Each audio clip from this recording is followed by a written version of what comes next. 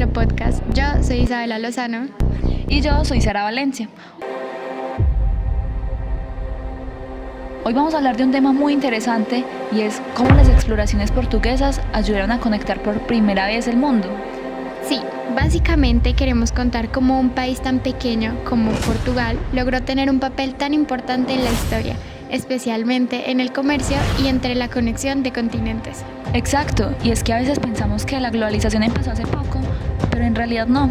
Todo comenzó hace varios siglos cuando los portugueses empezaron a explorar los mares. Así que en este episodio vamos a ver cómo tecnología, religión, comercio y política se juntan para crear las primeras redes que conectaron Europa, África y Asia. Bueno, entonces vamos a empezar por el contexto. Resulta que a comienzos del siglo XV, como ya lo dijimos, Portugal era un reino muy pequeño, tenía pocos recursos y estaba rodeado de potencias más grandes. Aunque su ubicación frente al Atlántico y su experiencia en navegación hicieron que se convirtiera en uno de los primeros países en mirar el mar como una oportunidad para crecer. Sí, Portugal no fue el único en este proceso, pero también cabe aclarar que fue uno de los pioneros. Según Cameron y Neal, en el libro de Historia Económica Mundial, los portugueses tuvieron un papel muy importante en todo lo relacionado con la navegación, desde el diseño de barcos hasta la cartografía, también en la exploración oceánica. Incluso en el atlas del libro pudimos observar figuras de los descubrimientos portugueses y pudimos notar cómo los avances en estos viajes por mar pues fueron su punto de partida de lo que más tarde se conocería como la globalización.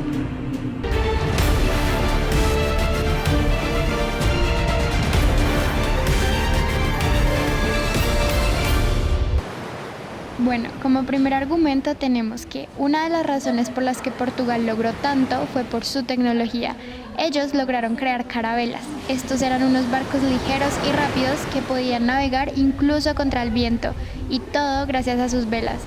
Exacto, y pudimos verlo en una figura del Atlas que se llama Carraca Portuguesa y pudimos observar esa mejora que pues les permitió hacer viajes más largos y seguros. Incluso Cameron y Neal dicen que esas innovaciones fueron clave para abrir nuevas rutas, para conectar regiones que antes estaban muy lejos entre sí y era muy difícil acceder a ellas. En resumen, la tecnología portuguesa logró conectar zonas que antes ninguna otra potencia alrededor podía haber logrado unir, y todo se unió gracias al mar. Bien, nuestro segundo argumento es de gran importancia porque habla de la integración de África en el comercio europeo. En el Atlas pudimos ver cómo los navegantes portugueses fueron bajando desde la costa africana hasta llegar al Cabo de Buena Esperanza. Y bueno, lo interesante es que no fundaron colonias con gobiernos portugueses, sino que ellos hicieron algo mucho mejor. Crearon puestos de comercio y ahí se intercambiaban productos como oro, marfil e incluso intercambiaban esclavos. Por lo tanto, África se volvió un punto estratégico porque permitió unir el Atlántico con el Océano Índico y así Portugal logró conectar Europa, África y Asia en una misma red comercial y era algo que antes no existía.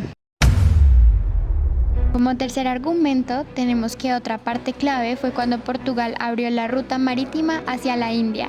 El navegante Vasco da Gama hizo este recorrido entre 1497 y 1499, donde bordeó África hasta llegar a Calicut.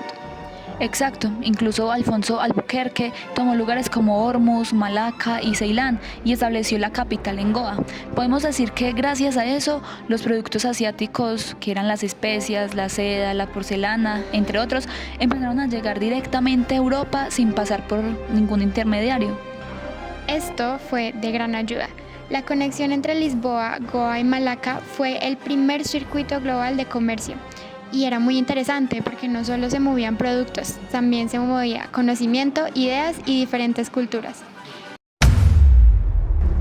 Para continuar, nuestro cuarto argumento es sobre las exploraciones portuguesas, que no fueron solo por comercio, sino que también tuvieron una parte muy importante que era la religiosa y la política.